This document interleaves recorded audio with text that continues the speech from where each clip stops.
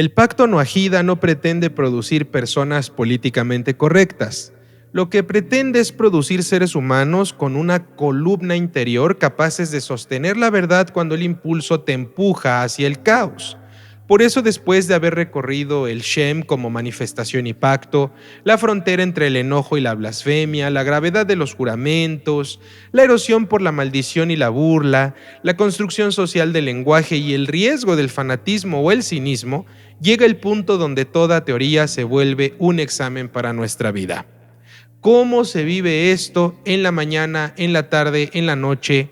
¿Cómo se vive en nuestra boca, en nuestro temperamento, en nuestro carácter, en nuestra casa y en nuestras diferentes sociedades? Birkat Hashem, la prohibición de blasfemar o maldecir el nombre divino, no se repara con una idea bonita, se repara con una praxis continua. Ética del habla, disciplina emocional y honor a lo verdadero. Y aquí conviene decirlo con contundencia. Quien no gobierna su lengua siempre termina siendo gobernado por ella. Termina siendo gobernado por su ira, su enojo, su miedo o por su deseo de controlar todo. Quien es gobernado por todo esto que les comento, termina profanando y tal vez no como un acto formal, pero sí con una vida que siempre banaliza la verdad. La primera derivación que les voy a compartir, primera derivación práctica, es una ética del habla basada en el peso y no en el volumen. El Tanaj nos enseña que la palabra tiene densidad moral, por eso el primer paso noahida es abandonar el uso del nombre divino como muletilla en su vida, como un chiste o como un énfasis emocional, también como una descarga, no por superstición, sino por realismo psicológico. Lo que se repite sin tener reverencia se vuelve común y lo común se vuelve desechable y despreciable. Lo desechable se vuelve objeto de burla también y finalmente la burla se vuelve una cultura. Así empieza la profanación. Entonces, honor al nombre divino en la práctica implica hablar del nombre divino con sobriedad, seriedad, respeto y sobre todo, hablar de la vida también con respeto, la vida tuya y la vida de los demás. Implica sustituir la costumbre de maldición automática por lenguaje que no invoque destrucción. Implica evitar juramentos innecesarios porque el juramento frecuente convierte lo sagrado en una muletilla de credibilidad. Implica también que cuando tú digas sí, sea un sí y punto, y que cuando digas no, sea un no sin dramas y sin teatros. La Torá no necesita que tu lengua sea ornamentada, lo que necesita es que sea siempre verdadera. La segunda derivación práctica es la disciplina emocional. Aprender a no convertir las emociones y sentimientos en soberanos en tu vida. La blasfemia muchas veces nace de un segundo de descontrol, pero ese segundo es consecuencia de años de permisividad interior.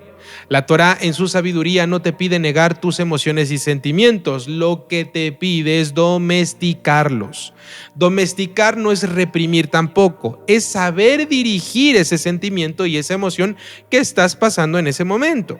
En términos de Yirat Shamayim, de reverencia al cielo que aprendimos en este módulo, la disciplina emocional es la capacidad de recordar, justo en el pico de la ira, en el pico de la emoción, en el clímax de ese sentimiento, que el nombre divino es autoridad sobre tu vida, no una herramienta para poder maldecir o tratar mal a otra persona.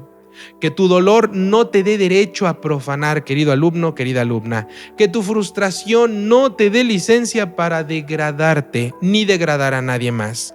Que tu miedo no te dé permiso para chantajear con lo sagrado. Y en la práctica concreta aquí se maneja de manera simple y brutal. Cuando sientas que sube la ola, no hables en la cresta. Haz una pausa mínima, aunque sea un latido de tu corazón. Esa pausa es Kabbalat Oel Malchut Shamaim, la aceptación del yugo celestial en su estado más puro. Aceptar que la verdad manda más que tus impulsos, y esa pausa va a salvar mundos enteros porque corta la cadena que convierte las emociones y sentimientos en profanación. La tercera derivación práctica es el honor a lo verdadero, entendido como una lealtad que se expresa en 3 ámbitos. 1, verdad en palabras. 2, verdad en promesas. Y 3, verdad en tus narrativas. Verdad en palabras significa no mentir, no exagerar, no manipular con insinuaciones, no usar el sarcasmo como cuchillo. La verdad en las promesas significa prometer poco, lo mínimo, pero cumplir demasiado, lo máximo. La palabra empeñada es el cimiento invisible de la confianza social. Verdad en la narrativa significa no usar el lenguaje sagrado para justificar lo inmoral que te puedes comportar. No decir Dios quiso y Dios lo escribió y así fue y punto, para evadir tu responsabilidad. Es decir, no usar la fe como una coartada para la negligencia, no usar la piedad para cubrir tu abuso. Los profetas atacaron precisamente esa mentira religiosa, el culto como un maquillaje. El noajida que honra el nombre divino, honra la verdad incluso cuando le cueste, porque entiende que la verdad es el reflejo humano del nombre divino en el mundo. En ese sentido, el honor al nombre divino no es solo lingüístico, es existencial.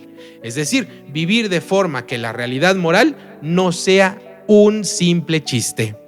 La cuarta derivación es construir un entorno verbal en tu casa y en tu comunidad.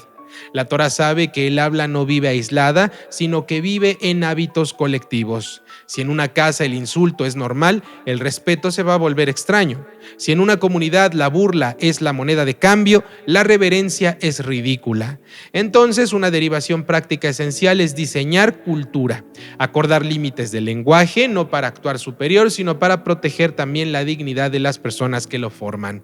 Esto incluye no normalizar el sarcasmo humillante, no usar apodos degradantes, no tolerar la violencia verbal como carácter fuerte, etcétera, etcétera. Incluye también corregir con respeto. La corrección sin humillación es una forma de santificar el nombre divino porque muestra que la verdad no necesita crueldad. La Torá no solo busca prohibir profanación, sino que busca crear un mundo donde la palabra sea segura, porque donde la palabra es segura, la gente puede arrepentirse sin ser destruida ni consumida. La quinta derivación es la higiene de tus críticas. ¿Cómo hablar de lo sagrado, pero sin caer en cinismo? Ese es el punto.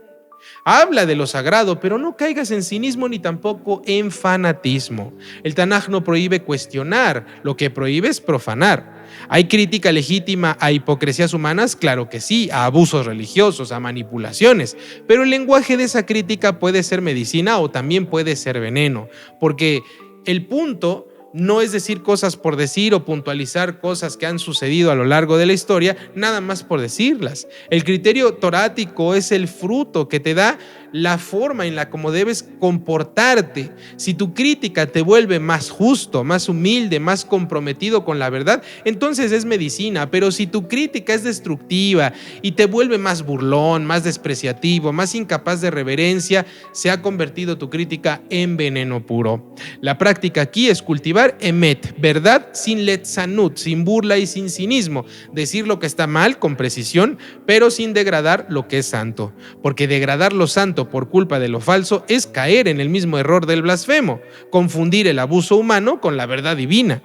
La Torá te invita a una madurez rara, denunciar el fraude sin destruir la reverencia.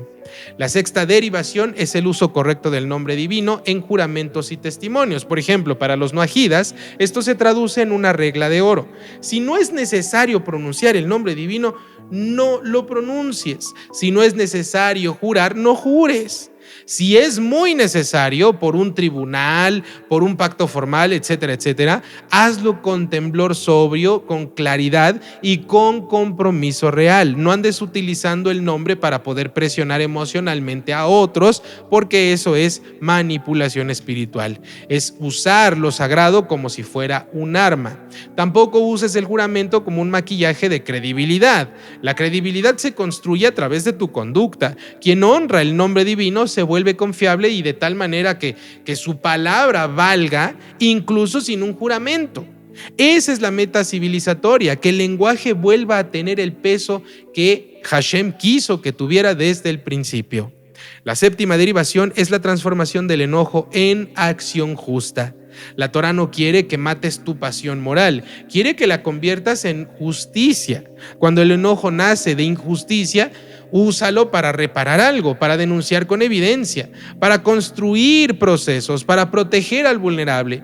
Pero cuando tu enojo nace de una herida, también úsalo para hablar con Hashem en relación con él o con lo que ha sucedido, no en ruptura. Que tu palabra sea una súplica, no un escupitajo, que sea una petición, no una profanación de cumple mis deseos y no, ya no creo en ti, o cumple mis deseos porque yo estoy rezando. No, queridos alumnos, este punto es profundamente psicológico. Las personas que aprenden a traducir sus emociones en acciones nobles van a dejar de necesitar insultar, van a dejar de necesitar ofender, porque el insulto, la ofensa es muchas veces la forma barata de sentirte poderoso ante la impotencia. La Torá te ofrece un poder real, el poder de construir, no de andar destruyendo. La octava derivación, y quizás la más silenciosa, es entrenar tu habla como un instrumento de elevación cotidiana. Saber bendecir, saber agradecer, reconocer, pedir perdón, alentar, fomentar y enseñar. No se trata de positividad tóxica, se trata de restaurar el propósito de nuestras bocas. Si la boca puede degradar conciencia, también puede elevarla. Entonces debemos conducirnos ahora en elevación. Cada agradecimiento es una vacuna contra la profanación porque nos enseña reverencia. Entonces seamos más agradecidos cada día. Cada disculpa es una vacuna contra la blasfemia porque nos enseña humildad. Entonces debemos ser más humildes y pedir perdón cada día. ¿Por qué? Porque así vamos a destruir la blasfemia en nuestras vidas. Cada palabra de verdad dicha sin crueldad es una santificación silenciosa. Seamos más verdaderos. En términos de tikún, de rectificación, esta es la reparación de nuestra habla. Usar el órgano que antes destruía, ahora para poder sostener.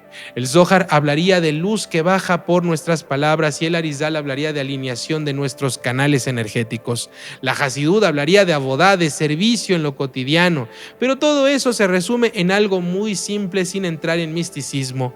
Nuestra boca aprende a servir a la verdad y la verdad tiene que venir de Hashem. Para cerrar este tema, queridos alumnos, quiero que imaginen que la vida les lanza un golpe inesperado. Sienten el fuego subir por sus gargantas. La vieja costumbre de profanar aparece como salida rápida. Una palabra sucia, una maldición, una grosería, un insulto, un chiste cínico que los hace sentirse superiores al dolor que están sintiendo. En ese segundo, el pacto les ofrece una salida diferente.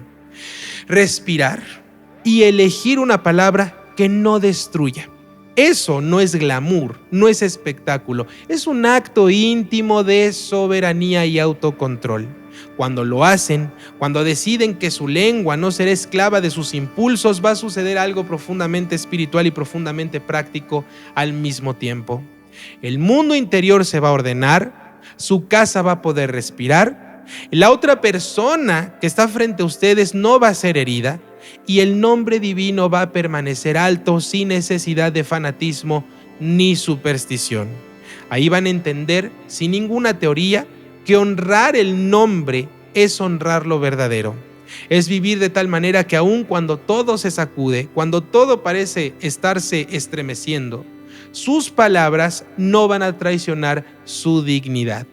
Y en una época que se ahoga en ruido, en una época donde todos quieren hablar, donde todos quieren gritar, esa fidelidad a la verdad es una forma de luz que no nace de los escándalos, porque no hace escándalos, pero va a cambiar el aire donde todos respiramos, porque ya no va a haber gritos, ya no va a haber violencia, va a haber paz, armonía, fundamentados en verdad.